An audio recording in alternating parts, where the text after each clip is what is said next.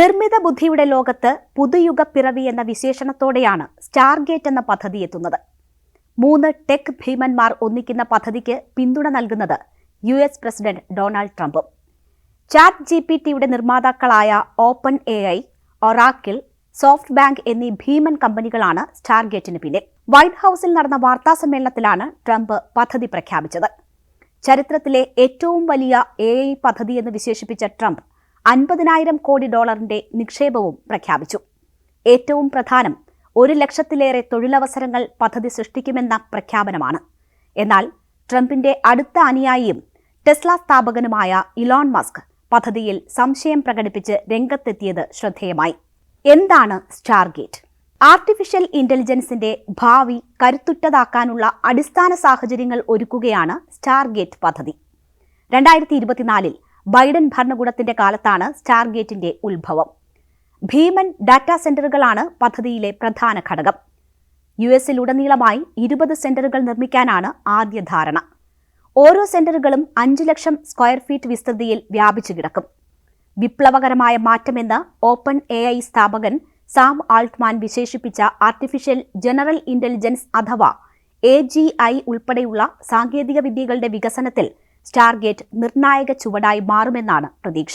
Sam ആൾട്ട്മാന് പുറമെ Oracle chairman Larry Ellison, soft bank CEO Masayoshi sun എന്നിവരാണ് പദ്ധതിക്ക് നേതൃത്വം നൽകുന്നത്.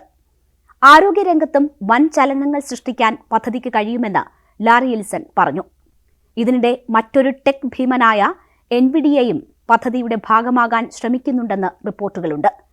സ്റ്റാർഗേറ്റിന്റെ ആദ്യത്തെ ഭീമൻ ഡാറ്റാ സെന്ററിന്റെ നിർമ്മാണം ടെക്സസിൽ ആരംഭിച്ചു. ഇതിനായി $100 ബില്യൺ ആദ്യഘട്ടത്തിൽ അനുവദിച്ചത്. അടുത്ത 4 വർഷത്തിൽ $400 ബില്യൺ കൂടി സ്റ്റാർഗേറ്റിനായി ചെലവിടും.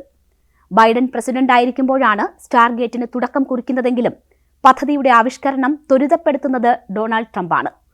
സാങ്കേതിക രംഗത്ത് ചൈന വൻ കുതിച്ചുചാട്ടം നടത്തുമ്പോൾ പദ്ധതി നടപ്പാക്കുന്ന സമയവും നിർണായകമാണ്. നിർമ്മിത ബുദ്ധിയിൽ അമേരിക്കയുടെ ആധിപത്യം ഉറപ്പിക്കാനാണ് ട്രംപിന്റെ ശ്രമം. സാങ്കേതിക സാമ്പത്തിക മേഖലകളിൽ വലിയ നേട്ടം കൊണ്ടുവരുമെന്ന് പറയുമ്പോഴും സ്റ്റാർഗേറ്റിനെ ചൊല്ലി വിവാദങ്ങളും കൊടുമ്പിരി കൊള്ളുന്നുണ്ട്. നിർമ്മിത ബുദ്ധിയിൽ ജോ ബൈഡൻ ഇറക്കിയ ഉത്തരവ് ട്രംപ് പിൻവലിച്ചതാണ് അതിൽ പ്രധാനം. സ്വകാര്യതാ ലംഘനം ഉൾപ്പെടെയുള്ള സാഹചര്യങ്ങൾ ഉൾക്കൊള്ളുന്നതായിരുന്നു ബൈഡന്റെ എക്സിക്യൂട്ടീവ് ഓർഡർ. എന്നാൽ അത് പിൻവലിച്ചത് വഴി വലിയ പ്രശ്നങ്ങളിലേക്കാണ് നീങ്ങുന്നതെന്നാണ് വിമർശകരുടെ വാദം. ഇതിനിടെയാണ് ഇലോൺ മസ്ക് പദ്ധതിയിൽ സംശയം പ്രകടിപ്പിച്ച് രംഗത്തെത്തിയത്. പദ്ധതി പ്രഖ്യാപനം വന്നതിന് പിന്നാലെയാണ് എക്സിൽ പദ്ധതിയെ മസ്ക് പരിഹസിച്ചത്.